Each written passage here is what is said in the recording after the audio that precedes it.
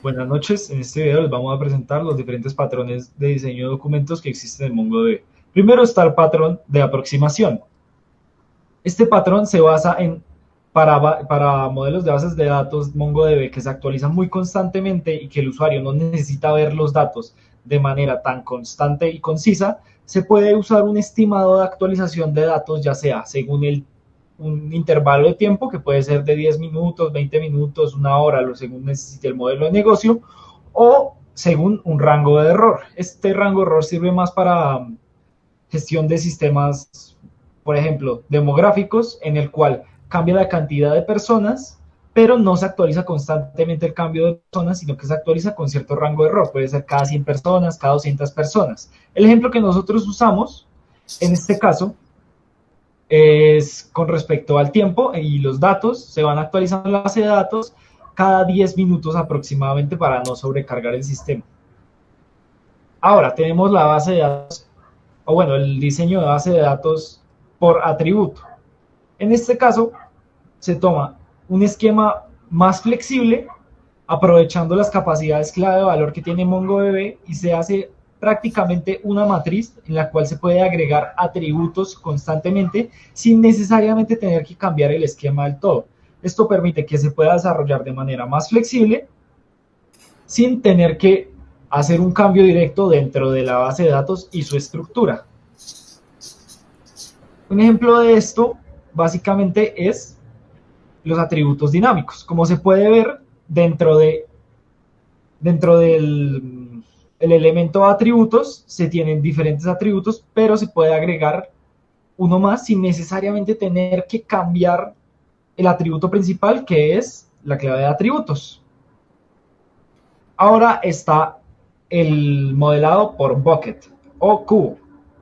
Este se enfoca en que cuando hay muchos documentos con características similares relacionadas a un documento padre, se puede tomar estos documentos similares relacionados al padre como elementos del padre. ¿A qué me refiero por esto? Se podría relacionar estos documentos pequeños a través de una llave foránea o incluso hacerlos un elemento dentro del padre como un arreglo. El ejemplo de esto básicamente es, se tienen varios productos y diferentes ventas. Entonces, en vez de tener un documento de ventas donde se guarde la hora de la venta, el tipo de venta, el producto, la cantidad, simplemente se tiene un documento de ventas y una lista un documento de productos y una lista de ventas con la hora, la cantidad y el usuario por cada producto. Ahora está el computado o el modelo computado. Básicamente este almacena valores precomputados o derivados dentro de la base de datos. Esto sirve cuando la base de datos o bueno, el sistema de gestión utiliza o desarrolla muchos cálculos que pueden llegar a afectar el rendimiento. En este caso, lo que se hace es que se guarda ese dato derivado dentro de la base de datos para que no sea necesario. Ejemplo de esto son los promedios, los impuestos, los salarios, las cotizaciones, los descuentos. En este caso, en el ejemplo que nosotros colocamos, se pone un promedio para los precios o las puntuaciones, lo cual permite guardar este dato y no tener que recalcularlo a través de una derivación cada vez que se hace la consulta. Eso también reduce mucho el tiempo de consultas. Muy bien, entonces ahora vamos a hablar sobre el patrón versioning o versionado. El patrón versioning básicamente es un diseño, un modelo de documentos en el que un documento puede tener varias versiones dentro de sí o puede guardar esas otras versiones en documentos diferentes. El caso es que guarda varias versiones de un documento. Esto se suele usar principalmente cuando, digamos, se quiere de pronto hacer un rollback hacia una versión anterior o si se quiere tener como un historial de las versiones o el proceso, en el tiempo de cómo ha transcurrido las modificaciones de dicho documento. En el ejemplo, tenemos nuestro producto laptop Dell XPS 15 que tiene en el propio documento almacenadas tres versiones diferentes, en este caso por razones diferentes, pero ahí las tiene guardadas en el mismo documento. Luego tenemos el patrón de Extended Reference o referencia extendida, que básicamente lo que hace es que coge dos como conceptos principales para hacer la referencia de un documento a otro. Entonces, la manera tradicional era coger directamente el ID del segundo documento, pero en este caso se coge el ID y el segundo concepto sería como el guardado de datos de pronto que se pueden duplicar, pero de forma estratégica.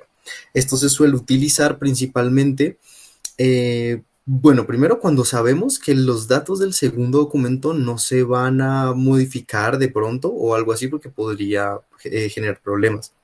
En nuestro ejemplo, tenemos que nuestro documento eh, hace referencia a otro documento donde guarda el ID y aparte el nombre y el email, que son como datos, digamos, relevantes del otro documento.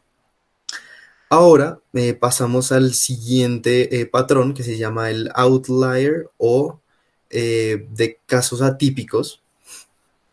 Y básicamente esto es cuando un documento puede llegar a sobrepasar los límites de Mongo, digamos de pronto respecto a tema de tamaño o de pronto que tiene listas que crecen desproporcionadamente, ¿sí? Entonces esos son los casos en los que se suele utilizar.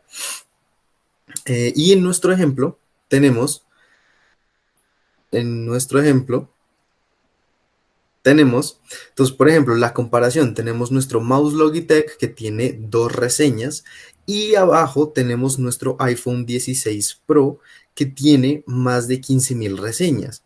Entonces, para evitar sobrecargar, digamos, con esas 15.000 reseñas, únicamente se muestran las últimas dos más recientes y se almacenan en otro lugar las otras 15.000 reseñas. Y ahora pasando a el siguiente patrón, pre-allocated o de preasignación. Este se utiliza principalmente cuando nosotros ya sabemos cómo vamos a nosotros almacenar los datos, cuando nosotros ya tenemos una, digamos que cantidad limitada de datos que vamos a almacenar en un documento. Entonces, por ejemplo, estos ya son unos contextos un poco más específicos. Se suele usar cuando necesitamos, por ejemplo, eh, tablas o cuando usamos también calendarios o carritos con un límite de ítems. Entonces, brinda como un poco de rigidez en los documentos a pesar de que Mongo nos da flexibilidad. En nuestro ejemplo, nosotros tenemos que nuestro documento está almacenando los días, digamos, de un mes. Y como vemos, ya es una estructura específica porque pues un mes se le guardan los 30 días y ya sabemos que de ahí no podría variar. A continuación, voy a hablar yo sobre el, el polimórfico. Entonces, este patrón se usa para almacenar documentos que representan diferentes tipos relacionados, pero con campos que varían según el tipo. Por ejemplo, en un catálogo de productos, un producto físico tendrá campos como peso, dimensiones y stock, mientras que un producto digital tendrá campos como formato de archivo, tamaño, URL descarga y un servicio tendrá duración, modalidad y disponibilidad. Entonces aquí podemos ver cuándo usarlo, cuando las entidades son similares, para evitar múltiples colecciones, herencia o polimorfismo en modelo de datos. Las el por qué usarlo, básicamente para la facilidad en agregar nuevos tipos, la simplicidad de la base de datos. Y aquí en el ejemplo tenemos tanto el producto físico, como ya hablaba anteriormente, que tiene sus campos específicos, cuando ya es digital, que tiene sus otros campos, y cuando es un servicio, que tiene otros campos. Y se puede hacer la consulta o por precio o por tipo. Cuando llegamos al otro esquema, que es el de al versionado, entonces este patrón permite que los documentos evolucionen en una estructura sin forzar una migración masiva. Por ejemplo, un usuario versión 1 puede tener